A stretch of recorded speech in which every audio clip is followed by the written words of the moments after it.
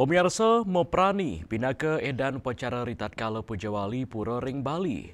Moprani ketahnyane kemargiang sedurung penyineban, sane pinaka cihna rasa penyuksmaning manah majeng ring ide sang yang widiwasa, ring sejeroning napi sane sampun kepaica.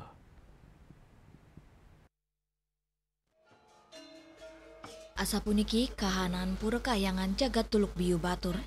Dawak galasande sampun kekosekin oleh krama. Sane raus sarang keluarga, makte Banten Prani, sane medaging ajengan, nasi, miwa sane lianan, saha katurang nyangre penyendaban. Tradisi meprani sampun ketami dukirien, sane memargi sewilang pemargin upacara ageng ring pura, pemekas majeng krama batur, meprani nenten wantah aturan kemanten, nanging pinaka Cina bakti turmaning penyuksmaning mana, majeng ide sang yang widiwasa, wusan mebakti, Banten Prani sani sampun katurang raris melungsur, tur kajeng sarang keluarga ring Jabapura, pinaka pesikian pantaraning kramane. Bakti peperanian punika katur majang ring ida betara betari, makadi ida betara betari katuran bakti peperanian dagingipun suksemanipun wantah nunasang jagat dan sedagingnya pemekas ring sarua pala bungkah, pala gantung, pala wija, pala rambat. Turmaning biji-bijian maka sami mangda sida mapikulih wardi.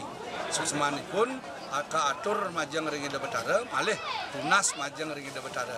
Turmaning ring sesampune katuran bakti atur piuning utawi katur ring ida betara betadi, bau panjake sami mergian tradisi ciri khas budaya dua dikirim pura Tulukbiu nika kemergian ngelamuin utawi nunas lungsuran ida betara secara langsung ring penataran ida betara.